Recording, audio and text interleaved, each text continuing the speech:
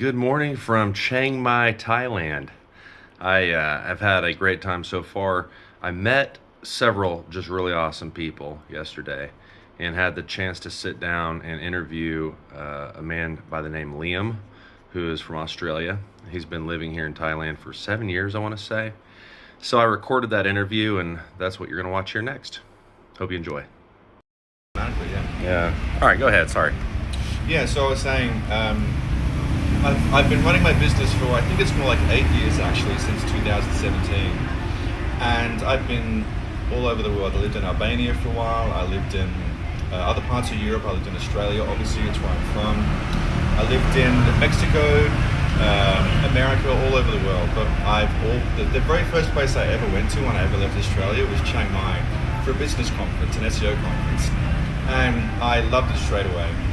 I love Thailand because it's kind of like the police leave you alone, the food is good, and don't forget as well, Thailand has some of the best rated hospitals on earth. The medical situation is really, really good. Really? Yeah, so that is confirmed then? 100% confirmed. Okay. In Bangkok, in Chiang Mai, some of the islands we're talking about before, like Koh Samui, Koh Phangan, stuff like that, the situation might be a little bit different, but regardless, it's a far cry. Like, you'll probably find a better hospital, I'm guessing, in like Koh Samui, which is like kind of an island down south of Thailand, than you would in, let's say, Mexico City or like a public hospital in America, or especially Canada, where the lines are, obviously I think Canada, the healthcare is free, but it's super bad. It's super busy. But they'll try to argue with you and tell you it's great. I've heard terrible things, but I once had to get a surgery. I have travel insurance, but I had to get a surgery. I went into the hospital. It's called Chiang Mai Ram here in Chiang Mai. It's a private hospital. I went there to get a surgery. I was quite sick. I just walked in, no appointment, nothing. And I walked up to the front desk and I was like, I'm really sick, I need this. I walked in there. It wasn't even the emergency section. It was just like the regular, because I wasn't dying, it was a regular section. Went and spoke to the nurse. She's like, oh, you have to go over there, fill out my name, whatever. I saw a specialist in that field, not just a GP. They don't really do GPs, just a specialist within 10 minutes. Shut the hell up. And up. again, it was not an emergency. I was just like, it was something, I won't go into too much detail, but I was kind of messed up. And so I went in there and I had surgery that day, but I saw a doctor within 10 minutes. I was given a hotel, I say hotel room because it looks like a hotel room. Oh my God. Genuinely, you have a flat screen TV, you have a nice big reclining bed, and you have a button next to your bed. And when you press the button, this is in most hospitals in Thailand, you press the button and you start speaking to a lady down the end of the hall, and you say, I'm in pain, I need this, whatever.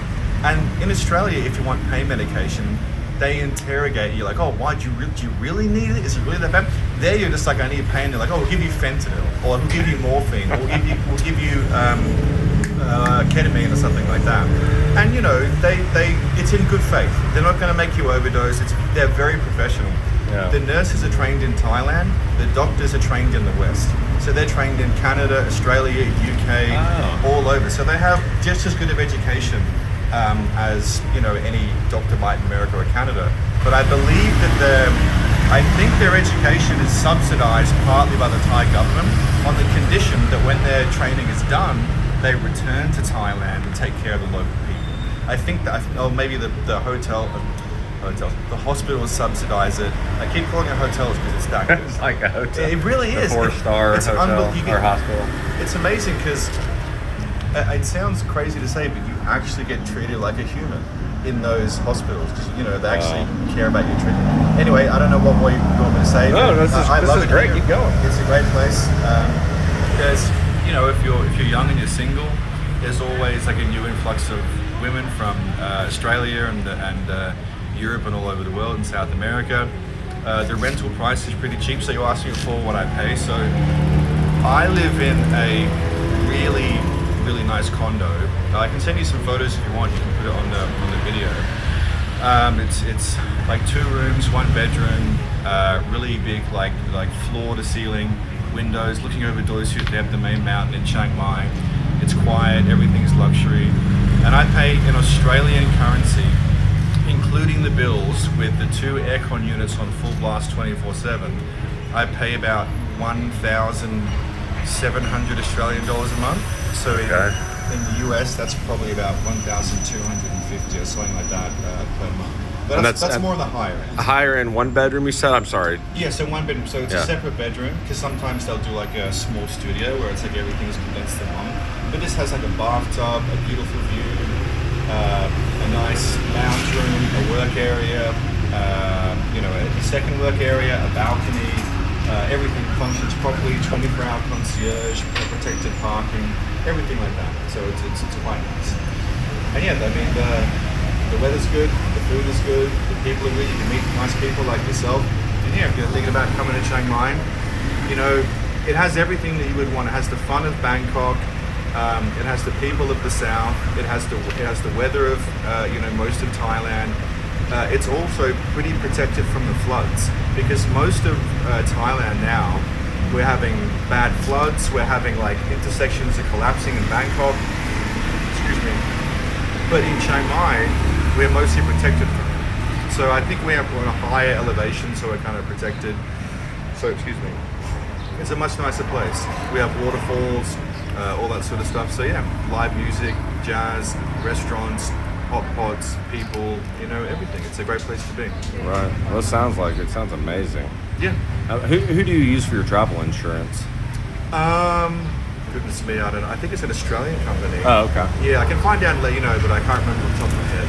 Okay. But yeah, so, the point I was going to make was, with the travel insurance, I forgot to tell you, with that surgery that I got, which was about a year ago, the cost of the 2 doctor's appointment, the night stay in the private room in the hospital, and the surgery, and the medication to take home, and everything, it cost so little that it wasn't even worth contacting my insurance company. Because really? It was basically the same thing. It was basically like the premium is like $500, and I think the whole thing costs like $800. This is Australian, and I was like, if I call them up, they're going to raise my rate next time I try and renew it. Right. So and it's going to take like a day to get it done, all the paperwork, and send it over and prove it. There's no point. Right. So I just didn't even. And I've had friends who've had the same sort of thing where there's no point even paying. Now, if you had like a serious injury, you got to go to the ER, like a motorbike accident or something like that, it's going to cost you more money. But if it's like elective, like it's not dying, then right. You go to a private hospital. Dying is $2,000. Yeah, exactly. Yeah, in America it's $50,000. I think. Oh, you died? Oh, that's extra. Plus tip, right? You get up tipping. Oh, it's horrible. It's horrible. Even with, you pay, single person might pay like $600 a month for health insurance. What? Yes. For what? And what for shit. For shit. That's what you get. I mean, really. You end up paying. How do you even afford that? You know what? A lot of people don't. I would bank that most people in America who have health insurance is through their employer. Employers get special rates, group discount type thing. Okay. Interesting. But yeah, most private Americans, unless they're really upper middle class, seriously, upper middle class to wealthy, are the only ones who can really afford to have good private insurance. It's super wild how America is, well, I don't know about now because of your debt, where you were $17 trillion in debt, but you used to be the richest country in the world, and you've never really had, as far as I know, any meaningful private health insurance. Oh, like public health insurance, sorry. No, we've never had a public health insurance, but I think that's, because there's a real fine line, like a kind of gray area there to where, there's such a justifiable conviction to, keep that state and private different, the federal government out of everyone's business, and so, it was a really big deal. Public schools, that was a big deal. Those kinds of things, that's a big deal because now you got the government like controlling how you're, we were originally supposed to be just a bunch of states. Yeah, they want to avoid the private-public partnership. Yeah, I get that. Okay. Yeah. But yeah, so anyway, I think that's really all I have to say about Thailand. If you have any questions, let me know. But it's a fantastic place. I'll send you some photos if you want to see some stuff. I have a nice. One more thing. The mountains here are fantastic. So I have a Harley Davidson just over there, oh, nice. And I often ride around the mountains, and It's great for dates, you know, take a Oh, girl I bet, I around. bet. Yeah. But it's a beautiful place to be. There's waterfalls. Driving is great. I work a lot online, so I can often like just put on my helmet and just, you know, drive and just, you know, forget about work and take a break. And Yeah, I think that's fantastic. awesome. Yeah. So you were talking about Copenhagen? Yeah, Copenhagen. Yeah, fantastic. It's there's a place. I'll try and get the name right, but there's a bar. There's two bars. One bar is called Amsterdam Bar, and there's another bar. I forget the name, but there's two major bars where Copenhagen is like an island, right? And then in the middle is like sort of like it almost looks like a volcano, but it's not, just a very high up mountain. And to get up there, the roads are literally on this kind of an angle. Oh, wow. So you get a light bike and you back passenger, they have to get off so you can drive up and it's not dangerous. The view at some of these like restaurants and bars, that they're small, but the view is unfucking believable. Oh, man. I remember sitting there, and when I walked in, you turn the corner, you look at the view, and you go, oh my fucking god. Right. And then when you're sitting there, like eating with your friend or whatever, excuse me, every like 2 minutes you hear, oh my god, someone else just walked in. That's all you hear the entire time is, oh my god. That's great, It's though. it's That's unbelievable, great. the view. I can give you the names and everything, but... Yeah, go ahead now if you yeah, want. Well, the one I'm thinking of, that one, I forget now, but I can find it straight away for you. Yeah. But the initial one is Amsterdam Bar. And people do, you can, if you're into mushrooms and stuff like that, I see people doing mushroom shakes and stuff like that. It's not really my thing. But you can do that there. It's not legal, but it's not a big deal. There's not really a police. I've noticed that their stance is kind of, hey, if we decide, you knew it was illegal. Yeah, it is illegal. It's very but it's not like But they don't bother. They don't seem to bother with it. Yeah, and it's not like I'll tell you something really interesting about Thailand. So I've been here for a long time, so I have a driver's license. So I have like a motorbike driver's license. It's a bit of a hassle to get it. It takes 2 days, something like that. But it's worth having so you don't get pulled over by police, because especially in the main city of Chiang Mai, you have these sort of like corner checkpoints. When you're driving, you turn the corner and there's a police stop there, and you're like, oh fuck, you don't have a license. They pull you over, no license, and you have to go to a police station close by. All you have to do is pay 500 baht, which in Australian currency is like $25, and in US is probably like $17, something like that. And then what they do is they let you go, they let you drive off with no license, and they give you a piece of paper which for the next 3 days you can't be fined. So if you get pulled over tomorrow or even that day, you just show them the piece of paper and they're like, okay, go on. Because they know it's like they have to fine you because it is against the law, right? It is a country with laws, but at the same time they don't want to drive. We're called farang, tourists, farang. They don't want to drive us away, be like, oh, you can't even drive motorbikes in Thailand anymore, because they want the tourist money, because their GDP is like, I think it's like 5% of Thailand's GDP is tourism, probably more. But yeah, Isn't tourism down right now? Yeah, it is, because a lot of people are going to Vietnam.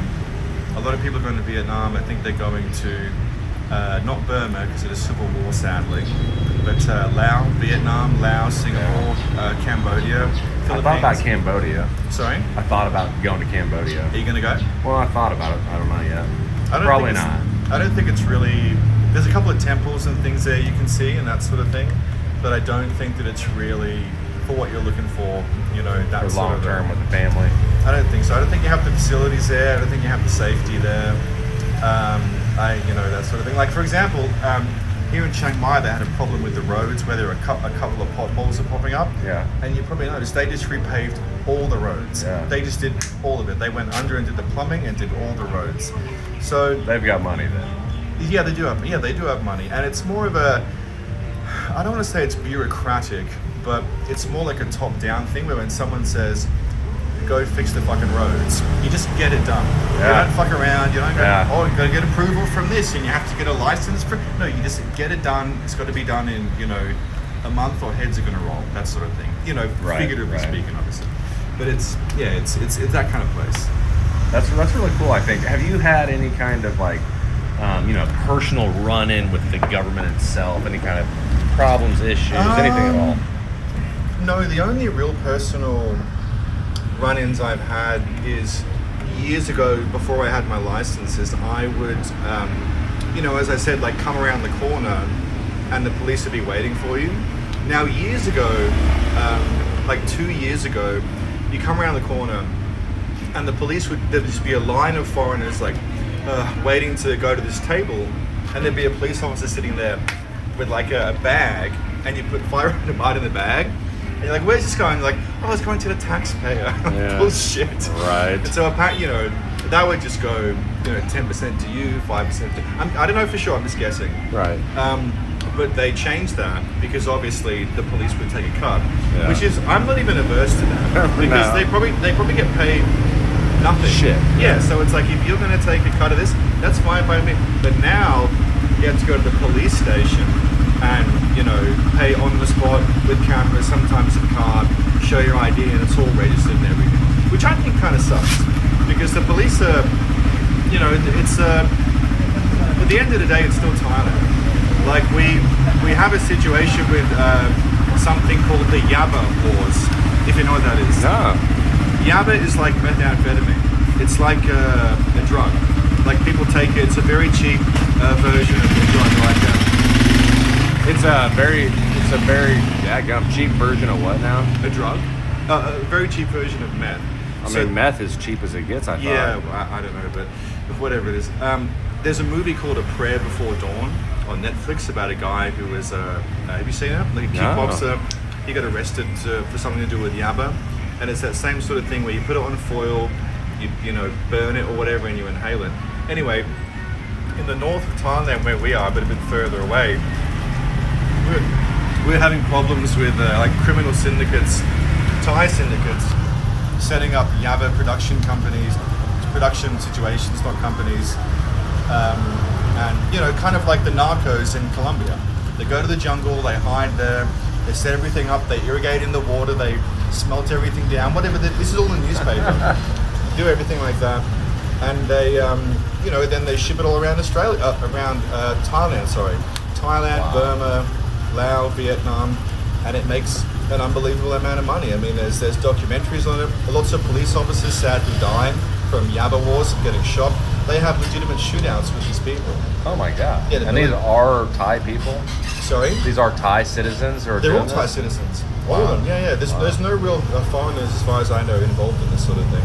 But it's sad, so again, if there's police officers who are involved in that, want to take a cut of my parking fine or whatever, go for it. And I'll pay it to you directly. The fine is a joke anyway, I mean. It's a fucking joke. It's $25 Australian. Yeah. Which, imagine if you were in America and you got caught driving without a license in a foreign country. Like, imagine if I went to America right now and I was just driving a motorbike without a fucking license. Yeah. I would get ass raped by the justice system. Absolutely. I would get fined. I'd have to go to court. I'd probably get banned from America. I'd lose whatever visa I have.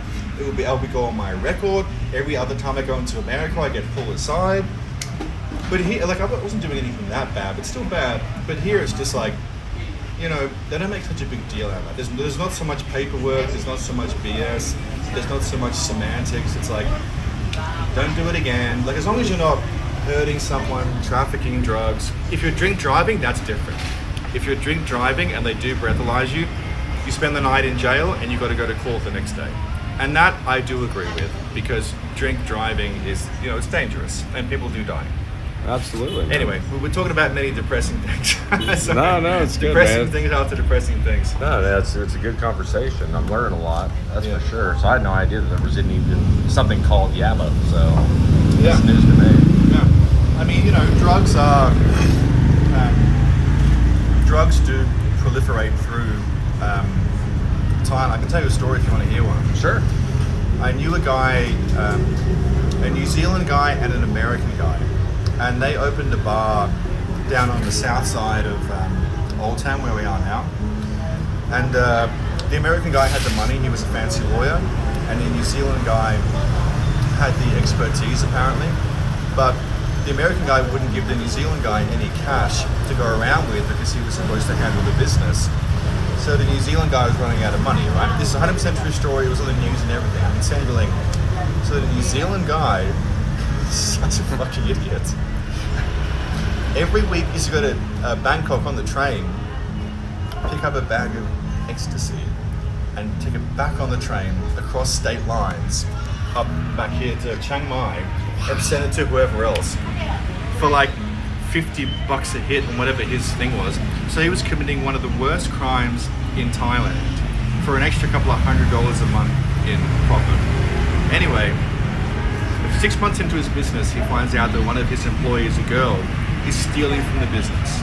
And she's like, I don't know, she's adding extra things to the bill and taking money. I don't know how she was doing it, but she was stealing money. And he confronts her, and you know, she flips out and goes away and runs off. And she doesn't want to get in trouble for it, so she goes to the police and says, "There's a guy at the bar selling ecstasy." Fucking bitch. Oh my God. I know. When he probably wasn't even going to press charges, but she was scared. I get it, but it's too far. So the police come. They raid the 5-story. It's a shame because it was such a big, amazing bar. It had like a downstairs restaurant, had a pool section, had a rooftop bar, and then a final rooftop bar right next to Old Town, like against the wall. It was like you couldn't lose money if you wanted to. The police come, find it, arrest him, and then that just starts the entire process of just rinsing them for money. Because the lawyer guy had money, and they knew about it because it was business loans, and the apartments he owned, and everything. So they just rinsed him and rinsed him and rinsed him for money. And so he feels bad for his friend, you know, he keeps paying this money, and he ends up paying something like $400,000 to try and keep him, because he was going to do life in prison because of what he did. They checked his text messages, he had a huge bag, like, you know, apparently this much of the stuff. So anyway, he gets out of jail and he leaves and goes back to New Zealand. The American guy goes back to America. And then, wouldn't you know it, this fucking retard New Zealand guy goes, "You know what? I miss Chiang Mai." Oh my God. And he comes back. He comes back to Chiang Mai, and he knew that the police didn't close his case. So he knew it was kind of still open, right? So open to, you know, he wasn't safe. So he goes away. He comes back after 2 years. So a year ago, he comes back, and he's fined for like 6 months. And then he has the bright idea of going, well, I want to start a business again, so I'm going to open up a business account. He registers for a business. That day, the police, because his name is flagged, obviously. Yeah. Same passport number, same everything. Because apparently he's insane. Yeah. But he's not. I just met him. He's an idiot. He gets arrested. He's back in jail now for life. And his friend is like, "I'm not bailing you out this time. Man. Like, you made a stupid mistake before. Wow. This time you knew the situation." So it's Thailand is totally fine. Don't do drugs. Don't get in any fights. Don't, you know, get any girls pregnant or anything like that. Don't have sex without a condom. Be nice to people, and you'll have a fantastic time. These stories do not represent. This is a way out there story. Out there story. These stories do not represent what Thailand is. It's a beautiful and fantastic place, and I really do implore anyone, you know, who wants to come here, don't be scared. Just follow the law and you will have a great time. And get health insurance too. Have a great time. You travel insurance, you'll have a great time. Yeah, absolutely. Thank you, man. You're welcome.